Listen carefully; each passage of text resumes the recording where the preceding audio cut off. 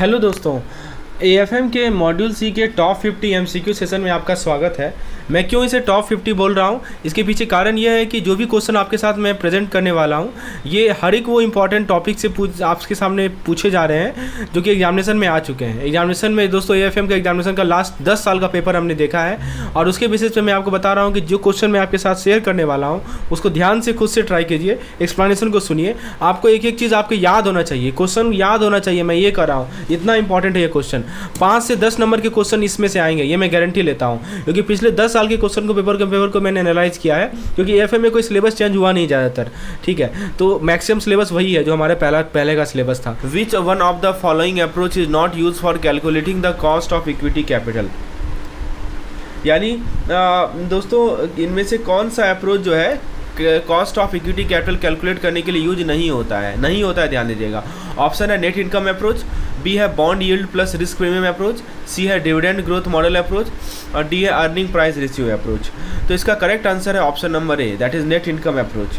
क्यों? देखिए, इस क्वेश्चन का सही जवाब ऑप्शन ए है।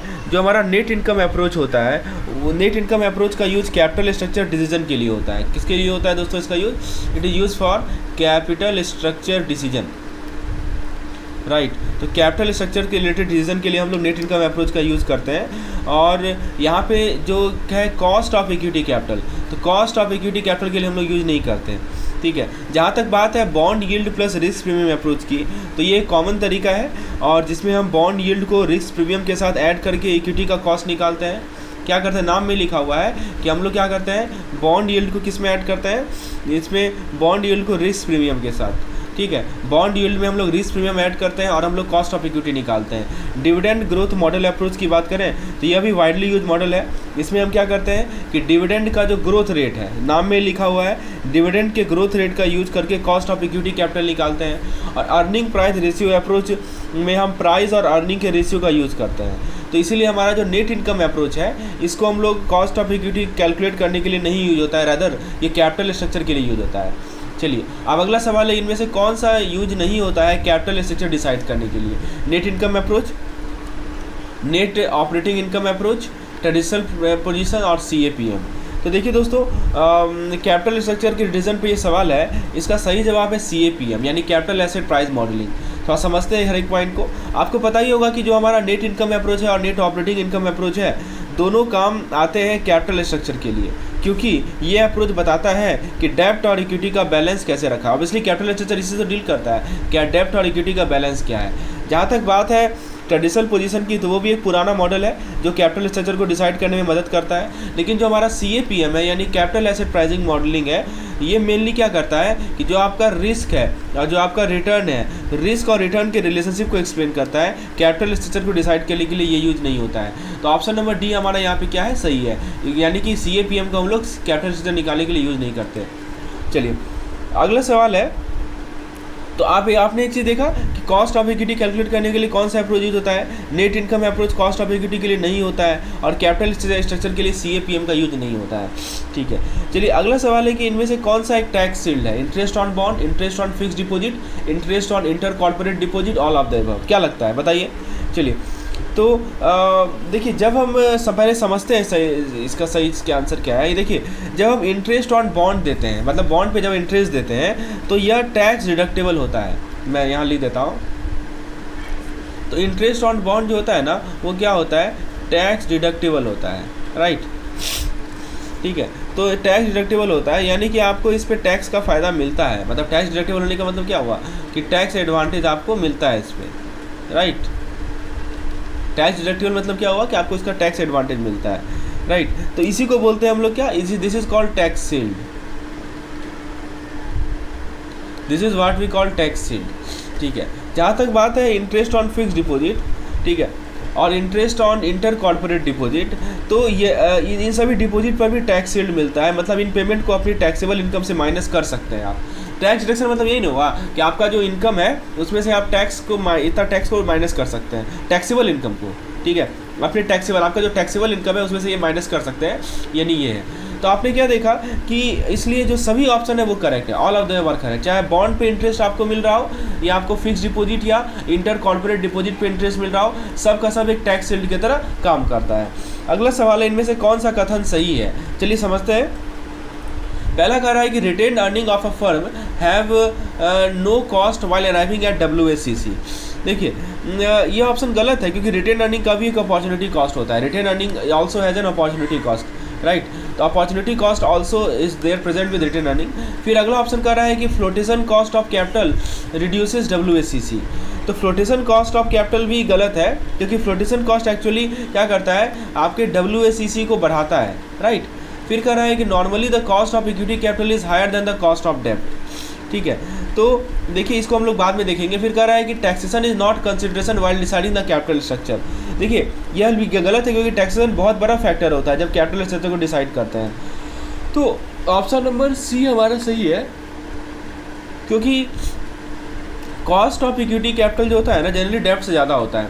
यानी कॉस्ट ऑफ इक्विटी जो है कॉस्ट ऑफ डेब्ट से ज़्यादा होता है, क्योंकि इक्विटी होल्डर को ज़्यादा रिस्क होता है, तो वो ज़्यादा रिटर्न मांगते हैं। समझ में आया? तो ऑब्वियसली बात है, ज़्यादा रिस्क होगा तो रिटर्न भी ज़्यादा होगा, इसीलिए cost of equity capital is higher than the cost of the डेब्ट। So option number C is correct in this particular question. चलिए अगला सवाल देखते हैं। तो हमने देखा कि interest on bond, fix deposit और इंटर कॉर्पोरेट डिपॉजिट सब प्रोवाइड करते हैं टैक्स शील्ड, और WACC के केस में इक्विटी का कॉस्ट डेब्ट से ज़्यादा होता है। तो ये 2 पॉइंट हमने यहाँ पे देखा। अगला सवाल आपके स्क्रीन पर है, इनमें से कौन सा इन्वेस्टमेंट अप्रेजल का मेथड है जिसमें टाइम वैल्यू ऑफ मनी को ध्यान में रखा जाता है? ठीक है, पहला है अकाउंटिंग रेट ऑफ रिटर्न। तो देखिए accounting rate of return method time value of money को कंसीडर नहीं करता है, इसमें सिर्फ अकाउंटिंग प्रॉफिट का कैलकुलेशन होता है। इसमें क्या कैलकुलेशन होता है? सिर्फ अकाउंटिंग प्रॉफिट का ही कैलकुलेशन होता है। It does not takes into account the time value of money, right. तो और अकाउंटिंग प्रॉफिट क्या होता है कि आज और फ्यूचर की वैल्यू को सेम ट्रीट करता है। अकाउंटिंग प्रॉफिट जो है आज का वैल्यू या फ्यूचर का वैल्यू सेम ट्रीट करेगा। फिर है हमारा पे बैक पीरियड मेथड। तो यह भी टाइम वैल्यू ऑफ मनी को इग्नोर करता है। इसमें हम सिर्फ यह देखते हैं कि हमारा पैसा कितने टाइम में रिकवर हो जाएगा, यानी हम क्या देखते हैं? रिकवरी टाइम देखते हैं। We see our amount will recover how much time. फिर ऑप्शन नेक्स्ट का रहा है इंटरनल रेट ऑफ रिटर्न। तो देखिए इंटरनल रेट ऑफ रिटर्न काफ़ी एडवांस मेथड है जो फ्यूचर कैश फ्लो को डिस्काउंट करता है, और यहाँ पे टाइम वैल्यू ऑफ मनी का पूरा ध्यान रखा जाता है। ठीक है, तो डी तो नहीं होगा, ऑल ऑफ देम नहीं होगा कि बाकी में नहीं है, लेकिन ऑप्शन नंबर बी हमारा सही है, यानी कि internal rate of return method.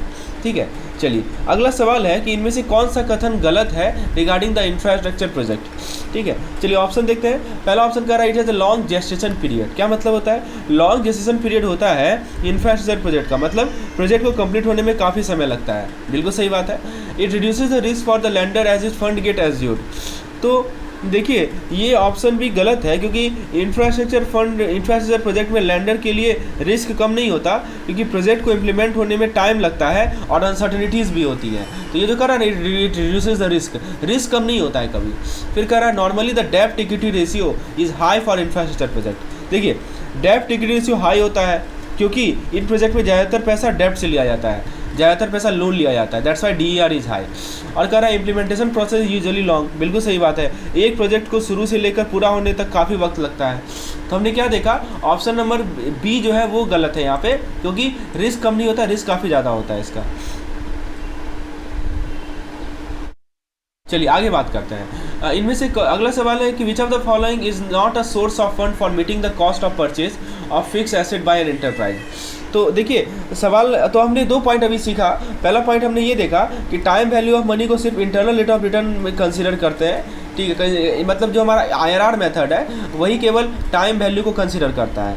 और दूसरा पॉइंट हमने ये देखा कि जो हमारा इंफ्रास्ट्रक्चर प्रोजेक्ट है उसमें रिस्क कम होने की जगह कभी कभी बढ़ भी सकता है, राइट। तो ये 2 पॉइंट हमने देखा यहाँ पे। अगला सवाल है इनमें से कौन सा जो है सोर्स ऑफ फंड नहीं है फिक्स एसेट के कॉस्ट को मीट करने के लिए बाय एन एंटरप्राइज।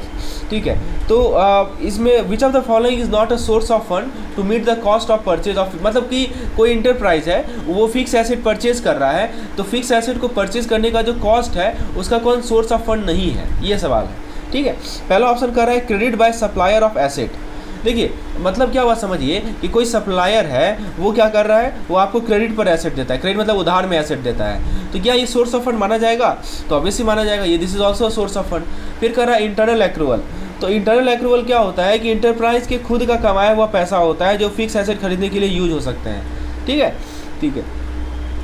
फिर कह रहा है डिवेंचर। डिवेंचर का मतलब क्या होता है, कंपनी जब डिवेंचर इशू करती है तो उसे भी फिक्स एसेट खरीदने के लिए फंड मिलते हैं। और फिर कह रहा है डीपीजी। तो ऑब्वियसली बात है, डिवेंचर एक तरह का बॉन्ड ही तो होता है, तो पैसा को कंपनी क्या करेगी, फिक्स एसेट को यूज़ कर सकती है खरीदने में। और डीपीजी क्या होता है, डेफर्ड पेमेंट गारंटी, ये समझिए। अब डेफर्ड पेमेंट गारंटी का मतलब ये होता है कि पेमेंट अभी आपको नहीं मिलने वाला है, आपको फ्यूचर में पेमेंट मिलेगा, you will get payment in future, right. इसको हम लोग बोलते हैं डीपीजी। तो देखिए, डीपीजी बेसिकली फ्यूचर पेमेंट के लिए गारंटी देता है, लेकिन यह फिक्स एसेट परचेज का डायरेक्ट फंड का सोर्स नहीं होता है। तो इसका सही जवाब क्या है, ऑप्शन नंबर डी सही जवाब है, DPG. DPG is not a source of fund for meeting the cost of purchase of fix asset by an enterprise. Option number D is the correct one. चलिए अगला सवाल देखते हैं। आपसे पूछा जा रहा है कि इनमें से कौन सा एक रेशियो है जो कि रिपेमेंट कैपेसिटी बताता है एक बोरोवर का एक टर्म लोन के लिए, ठीक है। तो बहुत अच्छा सवाल है। पहला ऑप्शन कर रहा है क्विक रेशियो। क्विक रेशियो क्या होता है, quick asset upon current liability, यही होता है क्विक रेशियो।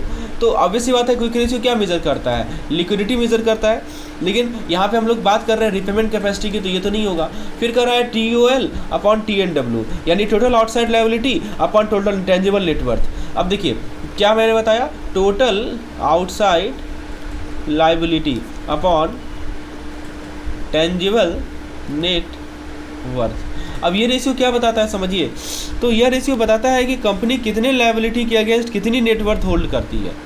कंपनी कितने लायबिलिटी के अगेंस्ट कितनी नेटवर्थ होल्ड करती है, लेकिन यह भी डायरेक्ट रिपेमेंट कैपेसिटी का इंडिकेटर नहीं है।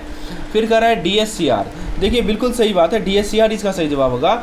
DSCR बोरोवर के रिपेमेंट कैपेसिटी का एक सॉलिड इंडिकेटर है। यह बताता है कि बोरोवर के पास कितना कैश फ्लो अवेलेबल है अपनी डेब्ट को टाइमली रिपे करने के लिए, ठीक है। इसीलिए यह टर्म लोन का रिपेमेंट कैपेसिटी को डायरेक्टली दिखाता है, मतलब बोरोवर के पास कितना फंड अवेलेबल है, कैश फ्लो अवेलेबल है, ताकि वो अपने डेब्ट को टाइमली रिपे कर सके। और DER होता है हमारा डेब्ट इक्विटी रेशियो।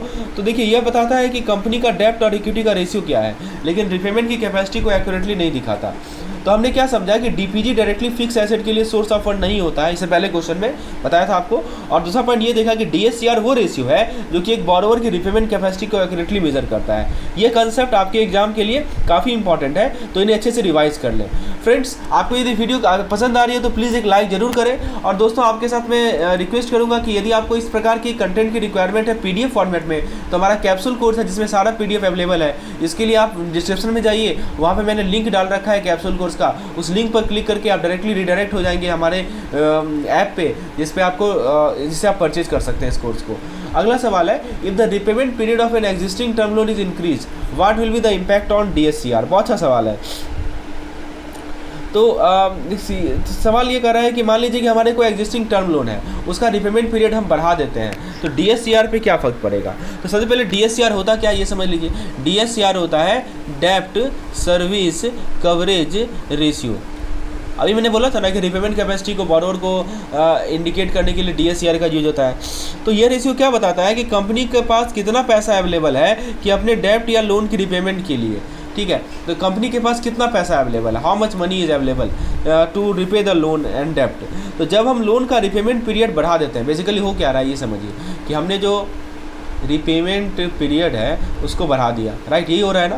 तो रिपेमेंट पीरियड को जब हम बढ़ा देते हैं तो क्या होगा, आप ये बताइए। तो इस केस में ये नहीं होगा कि जो आपका मंथली EMI है वो क्या होगा, बढ़ेगा या घटेगा। सोचिए, जब आप रिपेमेंट पीरियड को बढ़ा देंगे तो मंथली EMI आपका कम हो जाएगा, राइट।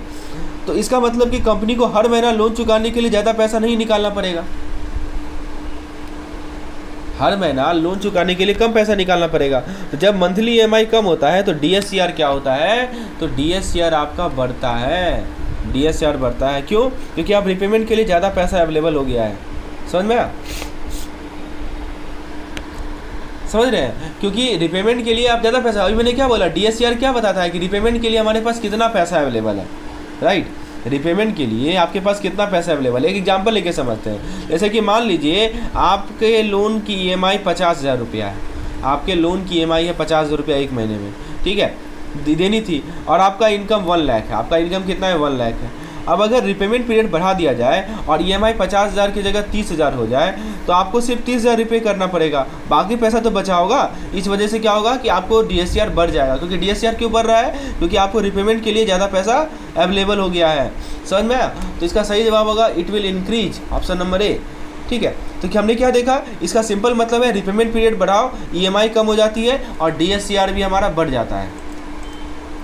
चलिए अगला सवाल देखते हैं। EMI method of repayment is most suitable for loan to which of the following type of borrower. तो EMI मेथड जो है किसके लिए सबसे ज़्यादा सुटेबल होता है? तो EMI का मतलब होता है इक्वेटेड मंथली इंस्टॉलमेंट। इसमें बोरोवर को हर महीना एक फिक्स अमाउंट देना पड़ता है जो उसके लोन के रिपेमेंट के लिए होता है। अब ये किस तरह के बोरोवर के लिए बेस्ट है? वह बोरोवर जिनकी इनकम फिक्स होती है, जैसे कि सैलरीड एम्प्लॉय, क्योंकि उन्हें पता होता है कि हर महीने उनको एक फिक्स सैलरी मिलेगी, इसलिए उनके लिए EMI मेथड बेस्ट होता है, क्योंकि हर महीने वो आसानी से अपनी EMI पे कर सकते हैं। जैसे मान लीजिए कि एक सैलरीड एम्प्लॉयड है, उसका मंथली इनकम 50,000 है, ठीक है। अब उसको EMI 10,000 फिक्स है, तो हर महीने अपने सैलरी कैसे आसानी से EMI निकाल सकता है बिना किसी दिक्कत के। लेकिन सीजनल इंडस्ट्री या फार्मर के लिए इनकम फिक्स नहीं होती, इसलिए उन्हें EMI का सिस्टम ज़्यादा सूटेबल नहीं होता है। बेसिक सा सवाल था, ऑब्वियसली इसका आंसर आप दे पाएंगे। ऑप्शन नंबर बी इसका सही जवाब है। अगला सवाल है, इनमें से कौन सा एक लीज का फीचर नहीं है पे ध्यान दीजिएगा। चलिए अब आप लोग देखिए, इस लीज का कौन सा फीचर नहीं है, ये सवाल आपसे पूछा जा रहा है। सबसे पहले लीज का मतलब क्या होता है आप समझते हैं? लीज का मतलब है कि जब एक पार्टी अपनी प्रॉपर्टी दूसरे पार्टी को यूज़ करने के लिए देती है, लेकिन वो प्रॉपर्टी सेल नहीं करती, केवल यूज करने के लिए दे रही है, सेल नहीं कर रही है, ओनली फॉर यूज, राइट। तो उसको हम लोग बोलते हैं लीज, राइट। तो अब देखिए हो क्या रहा है कि लीज के कुछ इंपॉर्टेंट फीचर्स होते हैं, जैसे कि एक स्पेसिफिक टाइम पीरियड के लिए होता है, और इसमें लेसी को हर महीना या हर स्पेसिफिक पीरियड के लिए पेमेंट करना पड़ता है, राइट। लेसी को कौन पेमेंट करेगा? लेसी पेमेंट करेगा। लेसर और लेसी दो कंसेप्ट होता है, ठीक है। तो आप जरा ऑप्शन देखते हैं। One party agree to allow use of it property by other party, तो सही है। The lessee has a right to purchase the lease property. Option B में क्या कर रहा है कि लेसी को प्रॉपर्टी खरीदने का राइट मिला है, जो कि लीज का फीचर नहीं है। ऐसा तो कहीं नहीं लिखा हुआ है ना। हाँ, स्पेसिफिक पीरियड के लिए होगा, बिल्कुल सही बात है। और दोस्तों is involve regular payment by the Lesi, ये भी सही है।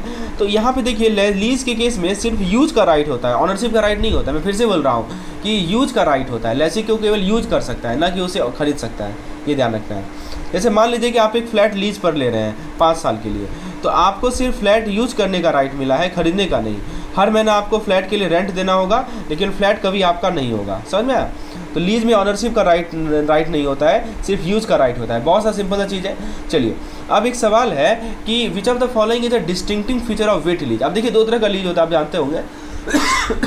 सॉरी फ्रेंड्स, एक होता है ड्राई लीज और एक होता है वेट लीज, ठीक है।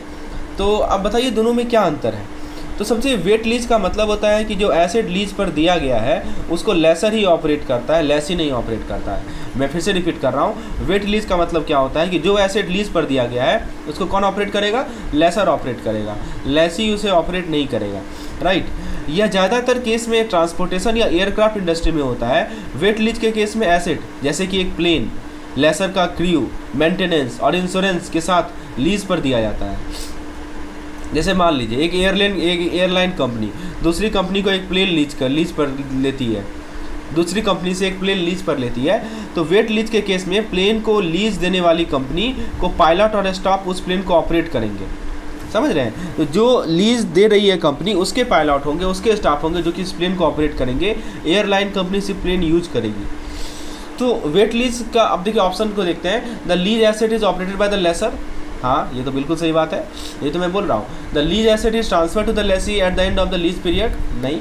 The lease is for long time, ये सब नहीं है। तो इसका मेन खासियत यह है कि लीज एसेट लेसर के थ्रू ही ऑपरेट होता है, अनलाइक नॉर्मल लीज जिसमें लेसी खुद एसेट को ऑपरेट करता है, ठीक है। तो दो इंपॉर्टेंट एमसीक्यूज हमने देखे लीज से रिलेटेड, और उम्मीद है आपको लीज और वेट लीज के फ्यूचर क्लियर हो गए होंगे, राइट। चलिए अगला सवाल है कि लीज एग्रीमेंट के अंदर क्या क्या होता है, ठीक है। तो बताइए लीज एग्रीमेंट के अंदर क्या क्या होता है, बहुत अच्छा सवाल है। आपके सामने ऑप्शन दे रखा है lease period, transferability of owner. देखिए लीज एग्रीमेंट एक लीगल डॉक्यूमेंट है जिसमें काफ़ी सारी इंपॉर्टेंट चीज़ें होती हैं, जैसे कि सबसे पहले आपका लीज पीरियड होगा, ठीक है। तो यानी कि कितने टाइम तक आपको प्रॉपर्टी एसेट यूज़ करना अलाउड है। फिर आता है ट्रांसफरेबिलिटी ऑफ ऑनरशिप, यानी मतलब क्या हुआ, जो डिसाइड करता है कि लीज खत्म होने के बाद एसेट की ऑनरशिप ट्रांसफ़र होगी या नहीं। और एक इम्पॉर्टेंट पार्ट है एक इम्पॉर्टेंट चीज़ होती है लीज रेंटल और पेमेंट टर्म्स। क्या मतलब हुआ, यानी आपको कितना पैसा देना होगा और किस इंटरवल में देना होगा, ठीक है। यानी कि all of the above answer होगा।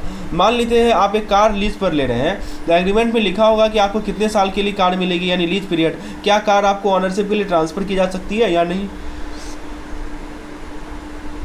और फाइनली ये भी लिखा होगा कि आपको हर महीने कितना पैसा देना होगा, तो लीज एग्रीमेंट में सारी इंपॉर्टेंट डिटेल्स होती है, ये हमें ध्यान रखना है। अगला सवाल है, in a lease transaction which one of the following is required to be shown on the asset side of the balance sheet of the lessee. बहुत अच्छा सवाल है, ठीक है दोस्तों। हम बात करते हैं कि बैलेंस शीट की, जब कोई लेसी यानी कि जो एसेट लीज पर लेता है, जब कोई लेसी एक एसेट लीज करता है तो उस एसेट का टोटल परचेज कॉस्ट या lease rental amount balance sheet में नहीं लिखा जाता, ठीक है। ये आपको पता होना चाहिए कि उसको बैलेंस शीट में हम लोग नहीं लिखते हैं। उसके बजाय एक चीज़ जो लिखी जाती है वो है राइट ऑफ यूज एसेट। क्या लिखी जाती है? Right of use asset. जो भी मैं बता रहा हूँ ना, सब आपके बुक में दिया हुआ है, उसी चीज़ को मैं समझा रहा हूँ। देखिए, बैलेंस शीट में नहीं लिखा जाएगा तो क्या लिखा जाएगा? राइट ऑफ यूज एसेट लिखा जाएगा, ठीक है। मतलब लेसी के पास सिर्फ एसेट को यूज करने का राइट होता है, ऑनरशिप नहीं होती है। इस राइट को बैलेंस शीट के एसेट साइड पर दिखाया जाता है। जैसे मान लीजिए आपने एक बिल्डिंग 5 साल के लिए लीज पर ली है अपने बिजनेस के लिए। बिल्डिंग का कॉस्ट या लीज रेंटल बैलेंस शीट में नहीं दिखाया जाएगा, लेकिन जो राइट आपको मिला है कि लीज ट्रांजैक्शन में राइट ऑफ यूज एसेट का फॉर्म में दिखाया जाता है। तो लीज ट्रांजैक्शन में लेसी का बैलेंस शीट के एसेट साइज पर राइट ऑफ यूज एसेट दिखाया जाता है, जो बताता है कि लेसी को एसेट यूज करने का राइट मिला है, बस, ठीक है। चलिए, उसके बाद अगला सवाल है, इनमें से कौन सा कथन सही है? Which of the following statement is correct? तो पहला ऑप्शन कह रहा है कि accounting treatment of finance and operating lease is same as in book of lessee, ठीक है। बहुत अच्छा सवाल है ये। तो सबसे पहला पॉइंट है कि लीज अकाउंट के 2 टाइप होते हैं, आपको एक पता होगा। एक तो होता है हमारा फाइनेंस लीज और एक होता है हमारा ऑपरेटिंग लीज, राइट। तो जब लेसी की बात आती है तो दोनों लीज का ट्रीटमेंट काफ़ी सिमिलर होता है, लेकिन जब लेसर की बात होती है तो यह ट्रीटमेंट अलग होता है। तो वही कह रहा है कि the accounting treatment of finance and operating lease in different in the book of lessor. बिल्कुल सही बात है, राइट। लेकिन लेसी के केस में दोनों का स्टेटमेंट सेम होता है, ये दोनों का दोनों स्टेटमेंट सही है। फिर जहाँ तक बात करें IND AS 116 की, देखिए यहाँ लिखा हुआ है AS 116 लिखा है ना, ठीक है। तो IND AS 116 में अकाउंटिंग स्टैंडर्ड कहता है कि अगर एसेट, पहले क्वेश्चन पढ़िए, द लीज में elect not to apply the accounting requirement of IND AS 116 to lease for which the underlying asset of low value. तो IND AS 116 क्या कहता है कि अगर एसेट लो वैल्यू की है तो लेसी डिटेल अकाउंटिंग अप्लाई नहीं कर सकता। ध्यान दीजिएगा क्या बोल रहा हूँ कि एसेट यदि मान लीजिए कि आपका लो वैल्यू है तो लो वैल्यू वाले केस में क्या नहीं कर सकता? लो वैल्यू के केस में जो हमारा लेसी है वो डिटेल्ड अकाउंटिंग अप्लाई नहीं कर सकता है। Lessee can not apply the detail accounting requirement, ठीक है। तो हमने क्या देखा, ये सब के सब स्टेटमेंट सही है। मान लेते हैं कि आप एक कंपनी है जो कि छोटी सी मशीन लीज पे लेते हैं। आपका एक कंपनी है और आप क्या करते हैं कि एक मशीन जो है लीज पर लेते हैं, राइट। इसकी वैल्यू बहुत कम है। आपको इस मशीन के लिए IND AS 116 के कॉम्प्लिकेटेड अकाउंटिंग रूल फॉलो करने की ज़रूरत नहीं है, ठीक है। इसको हम सिंप्लीफिकेशन बोलते हैं। चलिए, होपफुली आपको ये कंसेप्ट क्लियर हो गया। तो सबका सब स्टेटमेंट सही है। अब अगला सवाल है कि इनमें से कौन सा स्टेटमेंट सही है about the assessment of working capital requirement. तो वर्किंग कैपिटल रिक्वायरमेंट के बारे में कौन सा स्टेटमेंट सही है, चलिए देखते हैं। वर्किंग कैपिटल का असेसमेंट काफ़ी इंपॉर्टेंट होता है। पहला कह रहा है कि RBI guideline require that banks should adopt only turnover method of working capital assessment. देखिए, वर्किंग कैपिटल असेसमेंट काफ़ी इंपॉर्टेंट होता है बिजनेस को रन स्मूथ करने के लिए। पहले RBI के गाइडलाइन के अकॉर्डिंग कुछ स्पेसिफिक मेथड है जैसे कि टर्नओवर या MPVF वो यूज होते हैं, राइट। तो ये तो गलत है, ओनली लिखा हुआ है। फिर कह रहा है each bank is free to adopt it on method of working capital assessment. हाँ, ये सही है। आजकल बैंक को फ्लेक्सिबिलिटी दी गई है कि वो अपने हिसाब से अपना मेथड चूज कर सकते हैं जो उन्हें कस्टमर के लिए सुटेबल लगे। फिर कह रहा है कि RBI guideline only permit of use of turnover method and MPVF method. ये भी गलत है। Assessment of working capital is not affected by the level of operation of the borrower. मान लीजिए कि एक बिजनेस को अपना डेली ऑपरेशन के लिए पैसा चाहिए। अब बैंक डिसाइड करेगा कि किस मेथड के थ्रू वर्किंग कैपिटल प्रोवाइड करना ज़्यादा अप्रोप्रिएट है बेस्ड ऑन बिजनेस की रिक्वायरमेंट। तो हर बैंक को अपना मेथड चूज करने की फ्रीडम होती है for assessing working capital. RBI ने इसमें फ्लेक्सिबिलिटी प्रोवाइड की है, राइट। चलिए अगले सवाल की ओर बढ़ते हैं। आपके सामने क्वेश्चन है, the difference between the total current asset and the total current liability of a firm is called. तो सबसे पहले आप ये समझिए कि सब में वर्किंग कैपिटल लिखा हुआ है। तो वर्किंग कैपिटल का मतलब ही होता है कि बिजनेस का डेली ऑपरेशन को स्मूथली चलाने के लिए जो पैसा चाहिए होता है। लेकिन जब हम बात करते हैं NWC की, नेट वर्किंग कैपिटल की, तो इसका मतलब होता है कि फर्म के करंट एसेट और करंट लायबिलिटी के बीच का डिफरेंस। अच्छा, ग्रॉस वर्किंग कैपिटल क्या होता है? तो ग्रॉस वर्किंग कैपिटल सिर्फ टोटल करंट एसेट इंक्लूड होते हैं, बट नेट वर्किंग कैपिटल में यह डिफरेंस निकालते हैं। जैसे मैं एग्जांपल लेके समझाता हूँ। मान लीजिए एक दुकान है जिसमें आपके पास 1 लाख का 1 लाख का करंट एसेट है, जैसे इन्वेंट्री हो गया या रिसीवेबल हो गया, ठीक है। रिसीवेबल भी हमारा एक तरह का करंट एसेट होगा, आपको पता होगा, क्योंकि ये पैसा आपको मिलने वाला है, तुरंत ही मिलने वाला है। और मान लीजिए कि आपका जो करंट लायबिलिटी है वो कितना का है, 60,000 का है, ठीक है। तो जैसे आपका करंट लायबिलिटी, मान लीजिए जो बिल आपको पे करना है, जो आपका पेबल है, ठीक है, तो आपका नेट वर्किंग कैपिटल कितना हो गया, नेट वर्किंग कैपिटल कितना हो जाएगा, दोनों के बीच का डिफरेंस हो जाएगा 40,000 हो जाएगा, ठीक है। तो net working capital current asset और करंट लायबिलिटी का डिफरेंस होता है, जबकि ग्रॉस वर्किंग कैपिटल सिर्फ करंट एसेट होता है। समझ में आया? तो ऑप्शन नंबर बी हमारा सही है। इनमें से कौन सा वर्किंग कैपिटल फाइनेंस का सोर्स है, ठीक है। तो पहला कह रहा है कि वर्किंग कैपिटल फाइनेंस के लिए सोर्स होते हैं जिसे बिजनेस अपनी डेली ज़रूरतें पूरी करती है। तो यहाँ देखिए, इंटर कॉर्पोरेट डिपॉजिट का मतलब होता है एक कंपनी दूसरी कंपनी को पैसा उधार देती है शॉर्ट टर्म नीड्स के लिए। पब्लिक डिपॉजिट वो पैसा है जो जनरल पब्लिक से डायरेक्टली लिया जाता है। फैक्टरिंग एक यूनिक मेथड है जहाँ पे आप अपने रिसीवेबल को एक फैक्टरिंग कंपनी को बेचकर इमीडिएट कैश ले सकते हैं। मान लीजिए कि आप आपकी कंपनी के कस्टमर ने आपको पैसा देने हैं, लेकिन टाइम लगेगा। अब आप अपनी रिसीवेबल फैक्टरिंग कंपनी को बेचकर तुरंत पैसा ले सकते हैं। तो ये सभी के सभी तरीका है वर्किंग कैपिटल फाइनेंस के सोर्स के लिए, right. All of these are the methods of receiving working capital. अब देखिए अगला सवाल है, identify the correct statement regarding the funded and non funded facility provided by the bank. तो चलिए देखते हैं, ऑप्शन वाइज बात करते हैं। तो सबसे पहला ऑप्शन कर रहा है both type of facilities because involve transfer of money to the borrower. नहीं, ऐसा तो होता नहीं है, क्योंकि फंडेड फैसिलिटी का मतलब है जहां बैंक डायरेक्टली पैसा देता है बोरोवर को, जैसे कि आपका एग्जांपल हो गया लोन, जैसे कि आपका एग्जांपल हो गया ओवरड्राफ्ट। नॉन फंडेड में बैंक पैसा ट्रांसफर नहीं करता, लेकिन वो गारंटी देता है, या आप कह सकते हैं कि वो सपोर्ट करता है, राइट, जैसे कि आपका लेटर ऑफ क्रेडिट या बैंक गारंटी। तो दोनों नॉन फंडेड का एग्जांपल है। तो यहाँ पे देख सकते हैं both type of facility involve transfer of money. नहीं, अ फंडेड फैसिलिटी में become a non funded facility in a due course and vice versa, ऐसा भी नहीं है, ठीक है। Both letter of credit and bank guarantee, ये सही है, ठीक है। तो जैसे मान लीजिए कि एक कंपनी ने दूसरे कंपनी को गुड्स ऑर्डर किए हैं, लेकिन पैसा बाद में देना है। अब बैंक कंपनी के लिए लेटर ऑफ क्रेडिट इशू करेगा, जो ये इंश्योर करेगा कि अगर कंपनी पेमेंट नहीं करेगी तो बैंक पैसा देगा। तो बैंक डायरेक्टली पैसा नहीं देता, लेकिन गारंटी देता जरूर है, और यही होता है हमारा नॉन फंडेड फैसिलिटी। चलिए अगला सवाल आपके स्क्रीन पर है कि who is the regulator of interest rate derivative in India, right. Interest rate derivative का रेगुलेटर कौन होता है? RBI, SEBI, FMC. आरबीआई होता है। इनमें से कौन सा कथन जो है फ्यूचर कॉन्ट्रैक्ट के बारे में सही है, ठीक है। तो पहला कह रहा है future contract is similar to the forward contract, बिल्कुल गलत। सिमिलर मतलब सिमिलर किस सेंस में? चलिए सिमिलर मानते हैं। Future contract are highly liquid and future contract, देखिए फ्यूचर कॉन्ट्रैक्ट जो होता है ना, अब देखिए ये जो फॉरवर्ड कॉन्ट्रैक्ट होता है ये ओटीसी होता है, और फ्यूचर कॉन्ट्रैक्ट जो होता है वो एक्सचेंज प्रोडक्ट होता है। मतलब सिमिलैरिटी तो है दोनों में, राइट, कि मतलब हम क्या कर रहे हैं कि फ्यूचर के प्राइस को फिक्स कर रहे हैं आज ही के डेट में, ठीक है, जो कि हमारा एक तरह का दोनों में यही चीज़ का सिमिलैरिटी है। और लिक्विड तो होता ही होता है कि एक सर्टेन डेट को जो है आप उसको कॉन्ट्रैक्ट को ये कर सकते हैं। इनमें से कौन सा कथन स्वैप के बारे में गलत है? बहुत अच्छा सवाल है। स्वैप के बारे में गलत कौन सा कथन है?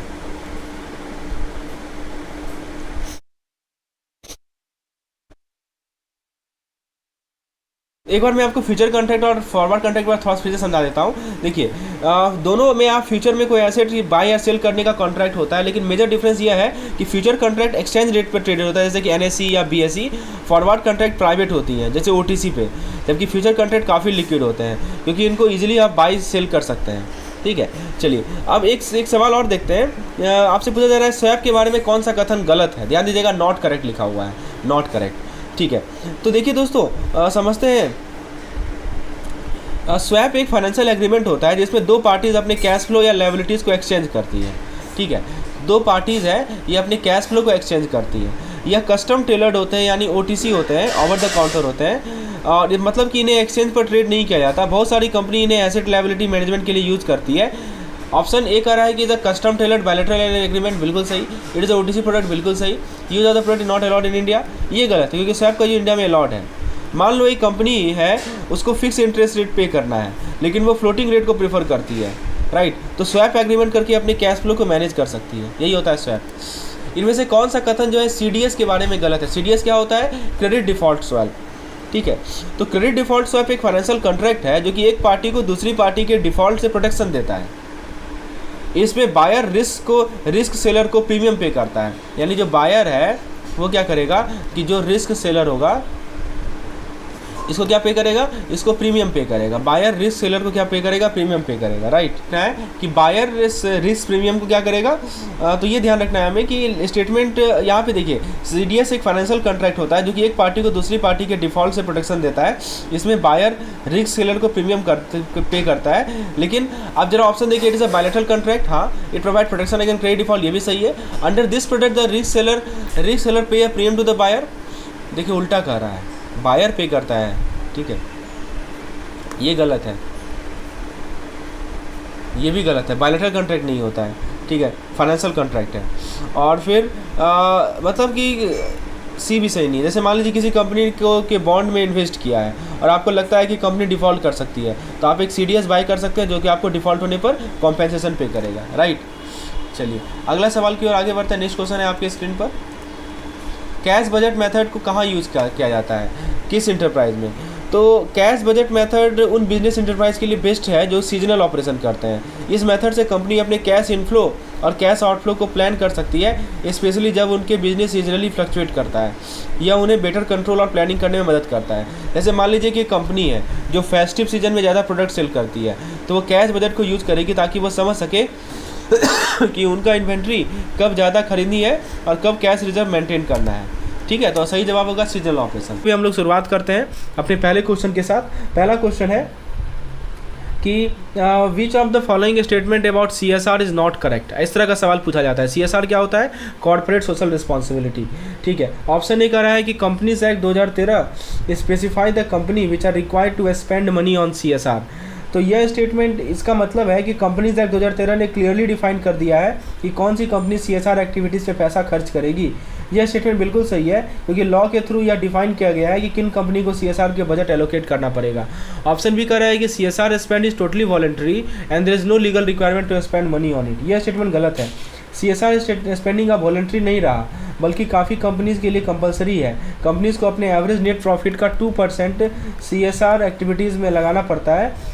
तो यह लीगली मैंडेटरी है, इसलिए यह हमारे करेक्ट आंसर होगा क्योंकि क्वेश्चन पूछ रहा है नॉट करेक्ट। फिर कह रहा है only specified activity are eligible to be covered under CSR। यह स्टेटमेंट भी सही है क्योंकि कंपनीज एक्ट ने डिफाइन किया है कि कौन कौन सी एक्टिविटीज़ CSR के अंदर कवर्ड होगी, जैसे कि education, health care, poverty elevation. Option D कह रहा है companies are required to spend at least 2% of their average net profit on CSR। तो यह स्टेटमेंट बिल्कुल सही है। जैसे मैंने पहले बताया, जो कंपनी CSR के लिए लायबल है उन्हें अपने लास्ट 3 साल के एवरेज नेट प्रॉफिट का 2% CSR एक्टिविटी पे खर्च करना जरूरी है। जैसे मान लो कि एक कंपनी को 3 ईयर में 100 करोड़ का प्रॉफिट कमा रही है, तो उसको CSR एक्टिविटी में कम से कम 2 करोड़ खर्च करना पड़ेगा। तो एक बार की पॉइंट समराइज कर ले। मैंने क्या बोला कि कंपनीज एक्ट 2013 CSR स्पेंडिंग को कंपलसरी बनाता है, सिर्फ कुछ स्पेसिफिक एक्टिविटी CSR के अंदर आते हैं और 2% of average net profit CSR पे खर्च करना मैंडेटरी है। चलिए अगला सवाल की ओर आगे बढ़ते हैं। नेक्स्ट क्वेश्चन है, इनमें से कौन सा बिजनेस एथिक्स में नहीं है। पहला ऑप्शन कह रहा है फिलेंथ्रॉपी। फिलेंथ्रॉपी का मतलब होता है सोसाइटी के लिए डोनेशन या चैरिटेबल वर्क करना, लेकिन यह बिजनेस एथिक्स का हिस्सा नहीं है। फिलेंथ्रॉपी एक अलग ही कंसेप्ट है, सो दिस इज़ रॉन्ग, ठीक है। जो फिलेंथ्रॉपी जो कि वॉलंटरी होता है, लेकिन एथिकल बिजनेस बिहेवियर में ज़रूरी नहीं है। दूसरा कह रहा है ऑनेस्टी। तो देखिए ऑनेस्टी एथिक्स का एक इंपॉर्टेंट पार्ट है क्योंकि एथिकल बिजनेस ऑनेस्टी को फॉलो करता है और अपने डीलिंग और बिजनेस प्रैक्टिस में झूठ या डिसऑनेस्टी से किसी का ट्रस्ट टूट सकता है जो कि अनएथिकल होता है। इंटेग्रिटी, तो देखिए इंटेग्रिटी का मतलब है कि अपने वैल्यूज़ और प्रिंसिपल पे स्टिक रहना एवन अगर डिफ़िकल्ट सिचुएशन आए। यह भी एक इंपॉर्टेंट बिजनेस एथिक्स का पार्ट है। और ट्रस्ट वर्दीनेस भी एक कोर बिजनेस एथिक्स है। अगर आप ट्रस्ट वर्दी हो तो लोग आपके बिजनेस पे भरोसा रखेंगे, जो लॉन्ग टर्म सक्सेस के लिए बहुत इंपॉर्टेंट है। तो इसमें पूछा था कि कौन सा नहीं है, तो करेक्ट आंसर है फिलेंथ्रॉपी। तो जैसे एक कंपनी अपने प्रॉफिट का एक पार्ट एजुकेशन या हेल्थ केयर पर डोनेट करती है, यह फिलेंथ्रॉपी कहलाता है। लेकिन ऑनेस्टी, इंटीग्रिटी, ट्रस्ट वर्दीनेस जैसे वैल्यू के बिना बिजनेस एथिक्स काम नहीं कर सकता। तो एक बार की पॉइंट समराइज कर ले इस क्वेश्चन का। मैंने क्या बताया, ऑनेस्टी, इंटीग्रिटी और ट्रस्ट वर्दीनेस बिजनेस एथिक्स की कोर वैल्यू है। फिलेंथ्रॉपी एक अलग कंसेप्ट है। तो अभी हमने CSR और बिजनेस एथिक्स से रिलेटेड इंपॉर्टेंट MCQ डिस्कस किए, साथ ही साथ हर ऑप्शन को सिंप्लीफाई किया। उम्मीद है आपको क्लियर अंडरस्टैंडिंग मिल गई होगी, ठीक है। इसी प्रकार से हमारा MCQs रहता है, तो वीडियो को लाइक जरूर कीजिएगा। चलिए आगे बात करते हैं। Which of the following can be considered as an agency problem in financial management. ठीक है। तो पहला ऑप्शन कह रहा है conflict of interest between the company and its supplier. तो इसका मतलब है कि जब कंपनी, एक तरफ कंपनी है और एक तरफ सप्लायर है, तो जब कंपनी और सप्लायर के बीच कुछ इंटरेस्ट मैच नहीं करते हैं तो यह फाइनेंशियल मैनेजमेंट का एक प्रॉपर मेजर इशू नहीं होता, यह एक बिजनेस रिलेशनशिप का इशू होता है, यह एजेंसी प्रॉब्लम नहीं है। आपसे पूछा जा रहा है कि किसको एजेंसी प्रॉब्लम कहा जा सकता है। फिर बी कह रहा है conflict of interest between the company and it customer. यह तब होता है जब कंपनी अपने प्रोडक्ट या सर्विसेज में कस्टमर के इंटरेस्ट को मैच नहीं करती, लेकिन यह भी एक एजेंसी का प्रॉब्लम नहीं है बल्कि कस्टमर सेटिस्फैक्शन का इशू है। ऑप्शन सी कर रहा है conflict of interest between the company and the government. इसका मतलब होता है जब कंपनी गवर्नमेंट पॉलिसी को मैच नहीं करती या रेगुलेशन को फॉलो नहीं करती, यह लीगल या रेगुलेटरी इशू होता है, एजेंसी प्रॉब्लम नहीं है। ऑप्शन डी कर रहा है conflict of interest between the share holder and the management of the company. इसका ये सही आंसर है। एजेंसी प्रॉब्लम का मेन कंसेप्ट यह होता है कि शेयर होल्डर और मैनेजमेंट के बीच कॉन्फ्लिक्ट हो जाता है, शेयर होल्डर और मैनेजमेंट, राइट। क्योंकि मैनेजमेंट अपनी सैलरी या पर्क को प्रायोरिटी दे सकती है, जबकि शेयर होल्डर को प्रॉफिट और कंपनी के लॉन्ग टर्म सक्सेस चाहिए होता है। यह क्लासिक एजेंसी प्रॉब्लम है फाइनेंशियल मैनेजमेंट का। जैसे मान लो एक कंपनी का मैनेजमेंट ने अपने सैलरी और बोनस बढ़ा लिए, जबकि शेयर होल्डर को डिविडेंड या कंपनी के परफॉर्मेंस में कोई मेजर इंप्रूवमेंट नहीं दिख रहा है, तो यह कैसा प्रॉब्लम है, यह एक एजेंसी प्रॉब्लम है। तो की पॉइंट को समराइज कर लें इस क्वेश्चन का। हमने ये देखा कि एजेंसी प्रॉब्लम का मतलब है शेयर होल्डर और मैनेजमेंट के बीच कॉन्फ्लिक्ट, सप्लायर, कस्टमर और गवर्नमेंट का इशू से ये एजेंसी प्रॉब्लम नहीं होते हैं। अगला सवाल है रिस्क रिटर्न ट्रेड ऑफ। इसका मतलब क्या होता है। ऑप्शन ए कर रहा है aiming at high risk and high return and low risk. यह पॉसिबल नहीं हो सकता। हाई रिटर्न हमेशा हाई रिस्क के साथ ही आता है, और अगर आप हाई रिटर्न एक्सपेक्ट कर रहे हैं तो आपको हाई रिस्क भी लेना पड़ेगा। फिर बी कह रहा है aiming at low risk and low return.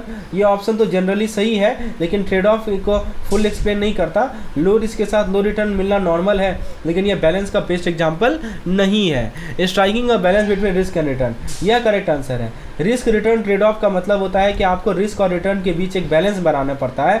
अगर आप ज़्यादा रिटर्न चाहते हो तो ज़्यादा रिस्क लेना पड़ेगा, और अगर आपको रिस्क कम लेना चाहते हो तो रिटर्न उस हिसाब से ही कम होगा। ऑप्शन डी का नन ऑफ द अबव तो गलत है।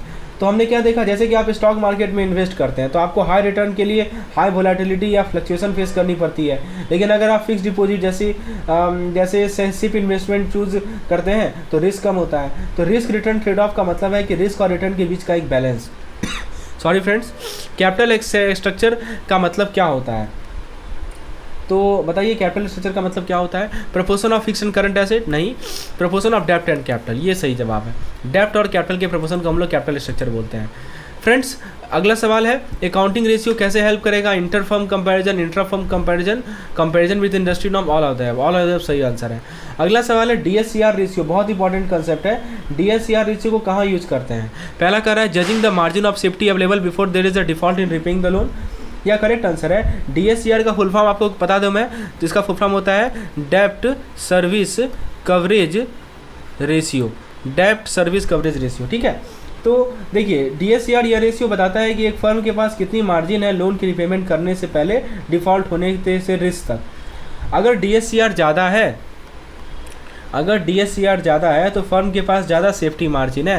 मैं फिर से रिपीट करता हूँ कि फर्म के पास कितनी मार्जिन है लोन की रिपेमेंट करने से पहले डिफ़ॉल्ट होने के रिस्क तक, ठीक है। एक तो है लोन रिपेमेंट, ठीक है, लोन का रिपेमेंट करना, और दूसरा है डिफ़ॉल्ट होने का कितना मार्जिन है। तो डीएससीआर यदि ज़्यादा होगा तो फर्म्स के पास ज़्यादा सेफ्टी मार्जिन होता है लोन रिपे करने के लिए। फिर बी कह रहा है कि judging whether the firm has borrowing disproportionate to net worth, तो यह गलत है। यह कंसेप्ट डेब्ट इक्विटी रेशियो, ये देखो एक और चीज़ समझ लीजिए। यदि यही पूछा जाता है कि डेब्ट इक्विटी रेशियो का मतलब क्या होता है, तो डेब्ट इक्विटी रेशियो का मतलब ये होता है कि firm has borrowing disproportionate to it net worth. तो डीएससीआर मेनली लोन रिपेमेंट और फर्म की इनकम के बीच रिलेशन को जज करता है, ठीक है। और फिर कह रहा है judging the capacity of the firm to service the interest on the डेब्ट, यह भी गलत है। डीएससीआर की फोकस डेब्ट रिपेमेंट के लिए। जैसे मान लीजिए एक कंपनी का डीएससीआर है 1.5, ठीक है, तो इसका मतलब है कि कंपनी के पास अपने डेब्ट ऑब्लिगेशन को 1.5 टाइम्स कवर करने के लिए इनकम अवेलेबल है। इसका मतलब लोन रिपेमेंट में डिफ़ॉल्ट होने का रिस्क कम है। मैं फिर से रिपीट कर दूं, 1.5 डीएससीआर होने का मतलब ये हुआ कि कंपनी के पास अपने डेब्ट ऑब्लिगेशन को, यानी जो भी इनका डेब्ट ऑब्लिगेशन है उसको 1.5 टाइम्स मतलब डेब्ट ऑब्लिगेशन को 1.5 टाइम करने के लिए इतना इनकम है इसके पास कि डेब्ट ऑब्लिगेशन को 1.5 टाइम्स भी कर दिया जाए तो उसको वो उस बर्डन को वो हैंडल कर सकता है, राइट, टॉलरेट कर सकता है। That is DSCR. फिर अगला सवाल है, तो बेसिकली हमने क्या सीखा कि DSCR लोन रिपेमेंट के लिए सेफ्टी मार्जिन जज करता है। हायर DSCR का मतलब हायर मार्जिन ऑफ सेफ्टी। अगला सवाल है कि इनमें से कौन सा कथन सही है। Both EPS and PE ratio vary with the stock market price of company share. यह स्टेटमेंट गलत है। देखिए EPS यानी अर्निंग पर शेयर कंपनी के प्रॉफिट पे डिपेंड करता है, नाम में ही लिखा है ना। EPS किस पे डिपेंड करता है, प्रॉफिट पर। और PE रेशियो क्या होता है, P ratio price to earning ratio stock price और अर्निंग की कंपैरिजन करता है। किसों से कंपेयर करेगा, स्टॉक प्राइस को और अर्निंग को, इन दोनों को कंपेयर करेगा। ठीक है, तो EPS कंपनी के प्रॉफिट पे डिपेंड करता है, मार्केट प्राइस पे डिपेंड नहीं करता, क्योंकि कर रहा है ना कि vary with the stock market price of the company. तो EPS किस पे डिपेंड करेगा, कंपनी के प्रॉफिट पे डिपेंड करेगा। और PE रेशियो स्टॉक प्राइस और अर्निंग का कंपैरिजन करता है, लेकिन EPS स्टॉक प्राइस से डायरेक्टली इंपैक्ट नहीं होता है, तो इसलिए यह ऑप्शन सही नहीं होगा। While calculating DER डेब्ट equity ratio fix deposit from share holder as taken as a part of डेब्ट। तो क्या कर रहा है कि जब डेब्ट इक्विटी रेशियो कैलकुलेट करने का वक्त कंपनी के borrowing including fix deposit from share holder को डेब्ट के पार्ट में इंक्लूड किया जाता है। इससे पता चलता है कि कंपनी कितना डेब्ट हैंडल कर रही है इन कंपैरिजन टू इक्विटी। ठीक है, While calculating quick ratio all current liability are not taken into account।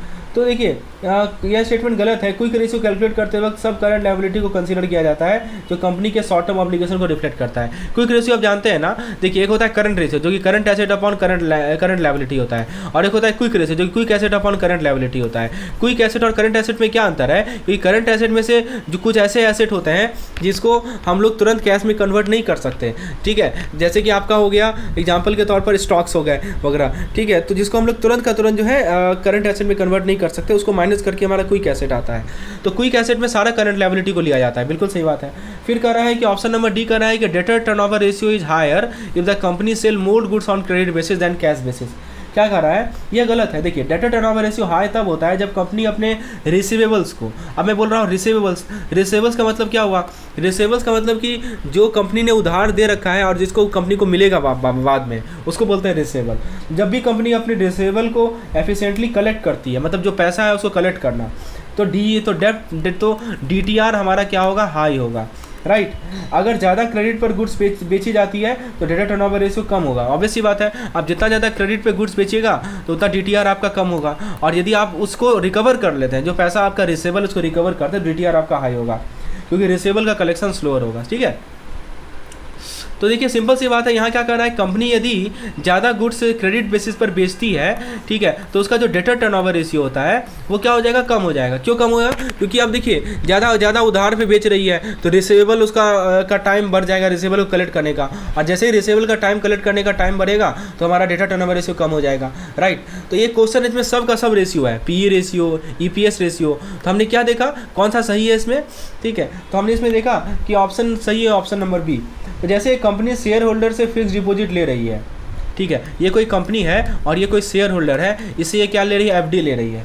ठीक है, यह डिपॉजिट को डेब्ट के पार्ट में काउंट किया जाता है जब डेब्ट इक्विटी रेशियो कैलकुलेट करते हैं।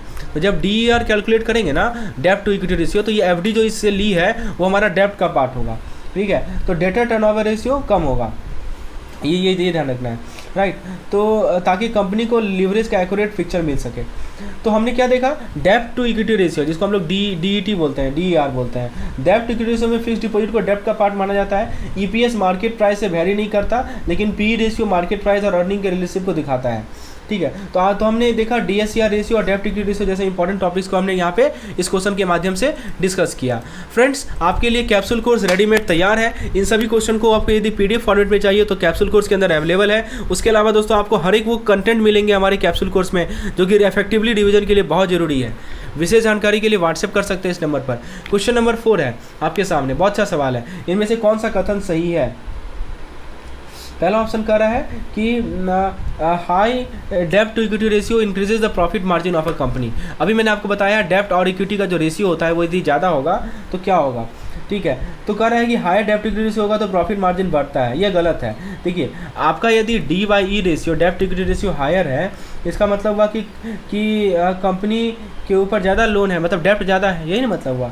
ठीक है, तो जो कंपनी के प्रॉफिट को क्या करेगा, कम करेगा। आपका लोन ज़्यादा होगा तो प्रॉफिट तो कम ही होगा ना, इंटरेस्ट इनकम पे करना होगा। सिंपल सी बात है, आपका लोन ज़्यादा होगा तो आपको इंटरेस्ट ज़्यादा पे करना होगा, और इंटरेस्ट ज़्यादा पे कीजिएगा तो आपका प्रॉफिट कम होगा। तो प्रॉफिट मार्जिन कैसे ये बढ़ाएगा, बढ़ाएगा ही नहीं। फिर कह रहा है कि डेब्ट equity ratio is indicator of solvency of the company. क्या लगता है? हाँ, डेब्ट इक्विटी रेशियो सॉल्वेंसी का इंडिकेटर है। सॉल्वेंसी का मतलब पहले क्या होता है ये समझिए।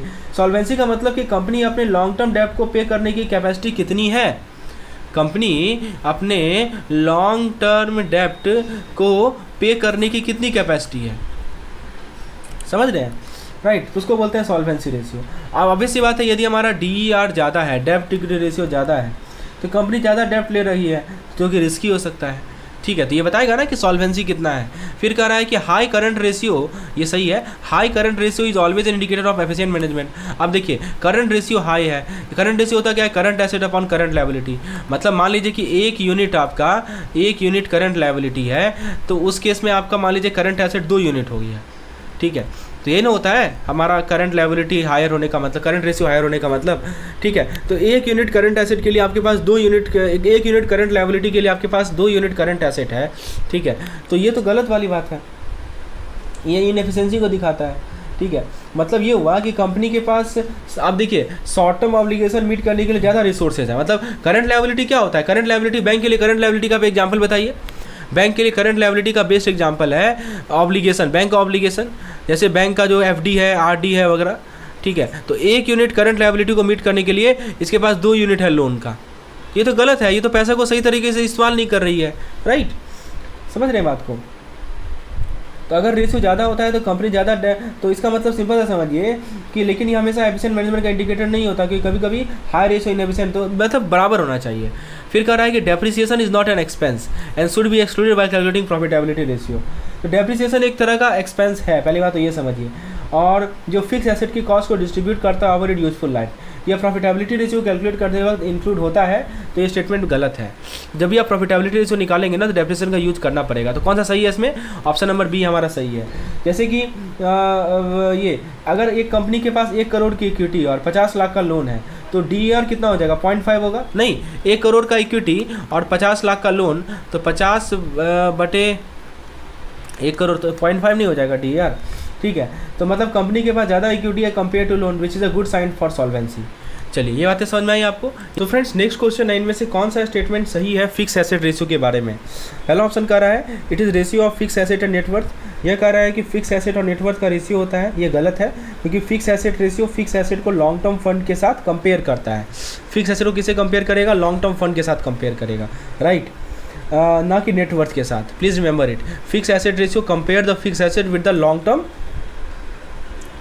फंड्स।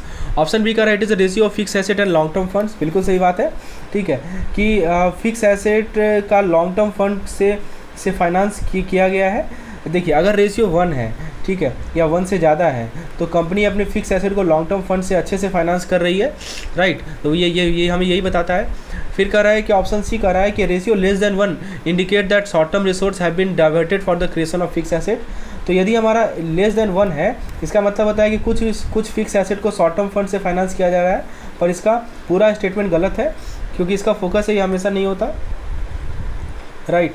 ऑप्शन डी कह रहा है कि none of this statement is correct. तो करेक्ट ऑप्शन अवेलेबल है, तो ये इनकरेक्ट है। देखिए मैं एग्जांपल लेकर समझाता हूँ। जैसे मान लीजिए कि कंपनी ने 80 लाख का लॉन्ग टर्म फंड रेज किया और उसे 60 लाख के प्लांट एंड मशीनरी खरीदा। ध्यान दीजिएगा, 80 लाख का इसका क्या है, लॉन्ग टर्म फंड है, इसको बोरोइंग पे लिया है, लॉन्ग टर्म फंड इसने रेज किया है, और उससे क्या किया, इसने 60 लाख का प्लांट एंड मशीनरी खरीदा।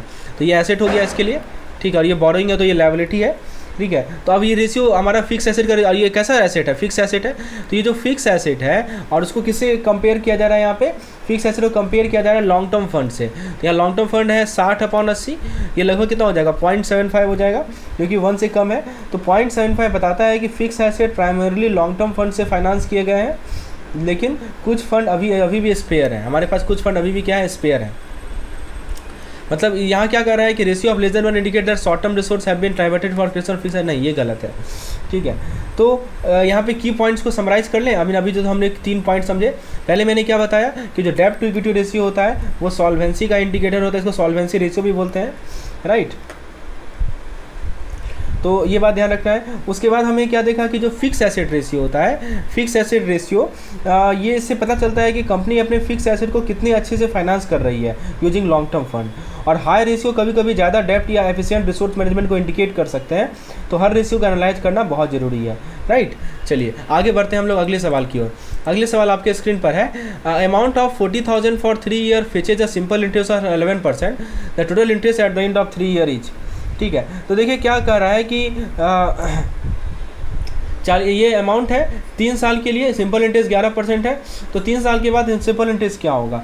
सिंपल इंटरेस्ट निकालना है तो 40,000 गुने 11 गुने 3 अपॉन 100 यही होगा ना, क्योंकि ये पर एनम है और ये 3 साल का रहा है। इसको सॉल्व कीजिए तो आपको कितना मिल जाएगा? 13,200 मिल जाएगा। ठीक है, बहुत सिंपल क्वेश्चन है। इनमें से कौन सा एन्युटी का टाइप नहीं है? ठीक है, कौन सा एन्युटी का टाइप नहीं है?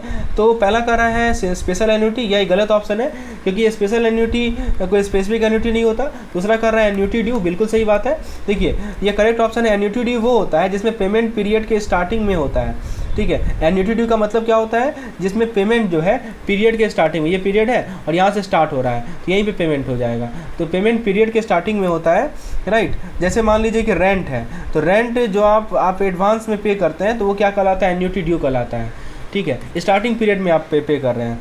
और ऑर्डिनरी एन्युटी क्या होता है? ऑर्डिनरी एन्युटी होता है कि पेमेंट पीरियड के एंड में हो रहा है, स्टार्टिंग में ना करके आप एंड में कर रहे हैं पेमेंट, तो ऑर्डिनरी एन्युटी कहलाएगा। ठीक है, जैसे कि कार लोन का मंथली इंस्टॉलमेंट।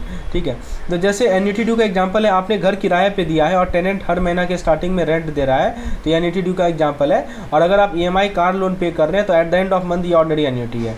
ठीक है, तो ये 2 पॉइंट हमने देखा। तो एन्युटी ड्यू और ऑर्डिनरी एन्युटी, ये 2 तरह के एन्युटी होते हैं और इसका फॉर्मूला भी आपको पता होना चाहिए। इनमें से कौन सा कथन जो है कंपाउंडिंग के बारे में सही है? पहला कह रहा है when the period of compounding is reduce the amount of total interest is मोर। ठीक है, क्या कह रहा है दोस्तों? इसमें क्या कह रहा है कि जब कंपाउंडिंग पीरियड कम होता है, कि जैसे कंपाउंडिंग पीरियड कम होने का मतलब क्या हुआ? जैसे कि आपका अभी एनुअल था तो हाफ ईयरली हो गया, या हाफ ईयरली है तो मान लीजिए कि आपका क्वार्टरली हो गया। ठीक है, तो जब कंपाउंडिंग पीरियड कम होता है तो इंटरेस्ट ज़्यादा होती है। ठीक है, ये कह रहा है। तो क्योंकि देखिए इंटरेस्ट फ्रिक्वेंटली कंपाउंडेड होगा और एक्यूमुलेट होता है तो टोटल अमाउंट को बढ़ा देता है, ये तो सही है। फिर कह रहा है compounding of interest means that interest is paid on the principal and the accumulated interest. तो कंपाउंडिंग ऑफ इंटरेस्ट का मतलब है कि प्रिंसिपल अमाउंट पे इंटरेस्ट मिलता है और जो इंटरेस्ट आप पहले कमा चुके हैं उस पर भी इंटरेस्ट मिलेगा। इसको इंटरेस्ट ऑन इंटरेस्ट भी कहते हैं। ऑप्शन सी कह रहा है कि the rate of interest is same, total amount of interest is more under compound interest compare to under simple interest. Obvious सी बात है। ठीक है, सिंपल इंटरेस्ट सिर्फ प्रिंसिपल अमाउंट पे लगता है, लेकिन compound interest principal plus accumulated interest पर लगता है, इसलिए कंपाउंड इंटरेस्ट हमेशा ज़्यादा होता है as compare to simple interest. और कह रहा है all the above statement are correct, बिल्कुल सही बात है, ऑप्शन नंबर डी करेक्ट है, ये सब के सब स्टेटमेंट सही है। अगला सवाल है, इनमें से कौन सा एक तरीका है डेप्ट रिपेमेंट का? Which are the following is a method of repayment of डेप्ट। ठीक है, तो कंपाउंडिंग का एक एग्जांपल मैं आपको दे देता हूँ ताकि कंसेप्ट आपको अच्छे से क्लियर हो जाए। ये देखिए, जैसे मान लीजिए कि आपने 10,000 रुपया इन्वेस्ट किया, ठीक है, 2 साल के लिए, 2 ईयर्स के लिए, और मान लीजिए कि 10% का एनुअल कंपाउंडिंग इंटरेस्ट है, तो आपको इंटरेस्ट पहले साल कितना मिलेगा? 1,000। ये आपने इन्वेस्ट किया है तो पहले साल 1,000 का इन्वेस्ट मिलेगा। दूसरे साल जो आपको इंटरेस्ट प्रिंसिपल प्लस पहले साल का इंटरेस्ट, ठीक है, ध्यान दीजिएगा, पहले साल का आपको इंटरेस्ट मिला कितना? 1,000। ये एक्यूमुलेटेड है, इस पर 10% ले लीजिए तो 100 हो जाएगा, और प्लस जो आपको पहले से प्रिंसिपल इंटरेस्ट प्रिंसिपल मिलने वाला था, टोटल आपको कितना मिलेगा? टोटल आपको मिलेगा 11,000। ठीक है, के स्क्रीन पर कि इनमें से कौन सा कथन बॉन्ड के बारे में गलत है, विच इज़ नॉट करेक्ट। पहला कह रहा है बॉन्ड और डेप्ट इंस्ट्रूमेंट। क्या लगता है आपको? देखिए, बॉन्ड डेप्ट इंस्ट्रूमेंट है, यह एक तरह का लोन होता है जो कंपनी इन्वेस्टर से लेती है। इन्वेस्टर को बॉन्ड के थ्रू पैसा मिलता है विथ इंटरेस्ट, कूपन बोलते हैं उसको। Bonds are the part of net worth of an enterprise, ये गलत है। बॉन्ड कंपनी की लायबिलिटी में काउंट होते हैं, right. Bond is counted as a part of liability of the company, net worth में नहीं, राइट। तो नेटवर्थ वो होती है जो कंपनी की ऑन एसेट होते हैं माइनस लायबिलिटी, राइट। तो बॉन्ड का लायबिलिटी है, बॉन्ड एक लायबिलिटी है क्योंकि इन्हें रिपे करना होता है। Bond is issued for a specific period of time, बिल्कुल सही बात है। फिर कह रहा है कि bond carry a specific rate of interest, बिल्कुल सही बात है। कूपन, जैसे मान लीजिए कि कंपनी 1 करोड़ रेज करना चाहती है तो वो बॉन्ड इशू करती है जो कि इन्वेस्टर को खरीदना होगा, और कंपनी को ये पैसा रिपे करने पड़ेंगे विथ इंटरेस्ट। फिर कह रहा है कि बॉन्ड का ड्यूरेशन क्या होता है, बहुत अच्छा सवाल है।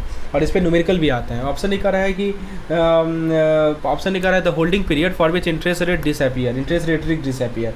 तो ड्यूरेशन बॉन्ड की सेंसिटिविटी को मेजर करता है। बहुत इंपॉर्टेंट पॉइंट मैं समझा रहा हूँ, ध्यान से सुनिएगा।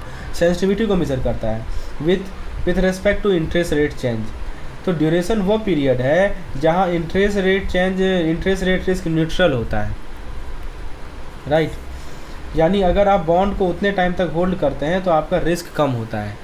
मतलब हमारा जो बॉन्ड है ना, वो इंटरेस्ट रेट रिस्क से कितना ज़्यादा सेंसिटिव है। आपको पता ही होगा कि बॉन्ड का जो प्राइस होता है वो इंटरेस्ट रेट से इन्वर्स प्रोपोर्शन होता है। तो एक सर्टेन पीरियड है जिस दौरान जो है बॉन्ड का प्राइस जो है ज़्यादा सेंसिटिव नहीं होता है, जिसको हम लोग ड्यूरेशन बोलते हैं।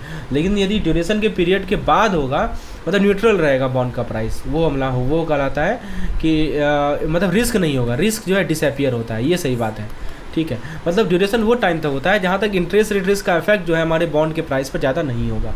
ऑप्शन बी कह रहा है the period for which remaining for the maturity. ये स्टेटमेंट करेक्ट नहीं है, क्योंकि ड्यूरेशन का मतलब मैच्योरिटी पीरियड नहीं होता है। The period for which bond has been issued, ये भी गलत है। फिर कह रहा है गैप बिटवीन टू इंटरेस्ट, ये भी गलत है। जैसे मान लीजिए कि एक बॉन्ड की ड्यूरेशन 5 साल है, इसका मतलब अगर 5 साल तक बॉन्ड होल्ड करते हैं तो आप इंटरेस्ट रेट चेंज के इफेक्ट से थोड़े बहुत प्रोटेक्टेड रहेंगे, ठीक है। ये बात बताया ड्यूरेशन का। चलिए आगे बात करते हैं हम लोग अगले सवाल की। When the required rate of return is equal to coupon rate the value of bond is. बहुत अच्छा सवाल है, इस पर सवाल बनता ही है। तो रिक्वायर्ड रेट ऑफ रिटर्न जो है कूपन रेट के बराबर है, ठीक है। तो आपसे पूछा जा रहा है कि बॉन्ड का वैल्यू क्या होगा। तो ऑप्शन ए कर रहा है कि less than it par value, बिल्कुल गलत। क्यों? क्योंकि देखिए जब मार्केट इंटरेस्ट रेट ज़्यादा होता है कूपन रेट से, इंटरेस्ट रेट जो है कूपन रेट से ज़्यादा है, ठीक है, तब क्या होगा, बॉन्ड की वैल्यू पर वैल्यू से कम होता है, राइट। बॉन्ड की वैल्यू पार वैल्यू से कम होगा, तो जो बॉन्ड वैल्यू है that will be less than the par value. तो यही तो चीज़ आपको बताना है कि रिक्वायर्ड रेट ऑफ रिटर्न यानी कि मार्केट इंटरेस्ट रेट जो है कूपन रेट के बराबर है, तो बॉन्ड का वैल्यू क्या होगा। ऑप्शन भी कर रहा है कि value of bond is more than it par value. तो देखिए बॉन्ड का value less than par value कब होता है, जब इंटरेस्ट रेट कूपन रेट से ज़्यादा होता है तब। फिर कह रहा है कि value of bond is more than par value, ये भी गलत है। जब हमारा मार्केट का इंटरेस्ट रेट जो है कूपन रेट से कम होता है तब बॉन्ड की वैल्यू जो है पार वैल्यू से ज़्यादा होती है, ठीक है। उसके बाद क्या है कि when value of bond is equal to par value, बिल्कुल सही बात है कि जब रिक्वायर्ड रेट ऑफ रिटर्न यानी कि मार्केट रेट कूपन रेट के बराबर होता है तो बॉन्ड की वैल्यू उनके पार वैल्यू के बराबर होती है। और ऑप्शन डी का रहा है कि decided by the unexpired period, ये भी गलत है। जैसे मान लीजिए कि एक बॉन्ड का पार वैल्यू 1000 रुपया है, मतलब 1000 रुपीज़ शो कर रहा है, ठीक है, और कूपन रेट है 5%, ये भी ठीक है। अगर मार्केट इंटरेस्ट रेट भी 5% है, मार्केट में जो इंटरेस्ट रेट है वही 5% है, तो बॉन्ड की मार्केट प्राइस कितना ही होगा, बॉन्ड का मार्केट प्राइस भी 1000 ही होगा, राइट। समझ में आ रहा है दोस्तों। तो बॉन्ड, अभी हमने क्या सीखा कि बॉन्ड एक डेप्ट इंस्ट्रूमेंट है जो कंपनी के लायबिलिटी में आता है, नेटवर्थ में नहीं आता। ड्यूरेशन का मतलब होता है कि वो पीरियड जहाँ इंटरेस्ट रेट रिस्क कम होता है, और मार्केट ड्यूरेशन। और तीसरा पॉइंट हमने देखा कि market interest rate versus coupon rate, अगर दोनों बराबर हैं तो बॉन्ड की वैल्यू पार वैल्यू के बराबर होती है। तो ये हमने 3 पॉइंट अभी देखे, ठीक है। अगला सवाल देखते हैं, इनमें से कौन सा कथन जो है सही है। Bond can be issued only with call option, नहीं। पुट ऑप्शन नहीं। बॉन्ड कैन, दोनों से, पुट से भी कर सकते हैं, कॉल से भी कर सकते हैं, राइट। आपको पता ही होगा पुट में क्या होता है, सेलिंग ऑप्शन होता है, कॉल में क्या होता है, बाइंग ऑब्लिग। और ऑप्शन का मतलब पता ही होगा कि ये आपका ऑब्लिगेशन नहीं है, ये राइट है, राइट। आप इसको एक्सरसाइज कर भी सकते हैं, नहीं भी कर सकते हैं, ये होता है हमारा ऑप्शन। अगला सवाल है कि जीरो कूपन बॉन्ड के बारे में कौन सा कथन सही है, ये सवाल बराबर बनता है, ठीक है। तो देखिए जीरो कूपन बॉन्ड का मतलब क्या होता है कि आपको कोई कूपन नहीं मिलेगा, you will not be get any coupon because coupon rate of interest is zero. जैसे मान लीजिए कि पार वैल्यू 1000 रुपीज़ है, ठीक है, तो आपको जीरो कूपन बॉन्ड पे no regular interest, there are issued at discount to the par value. हाँ, डिस्काउंट पे तो होगा ये इशू। जैसे मान लीजिए कि 100,000 रुपीज़ का आपका बॉन्ड है, तो आपको 990 में दिया, ठीक है, तो 990 आपने पेमेंट किया, 990 आपको 1000 का मिला, राइट।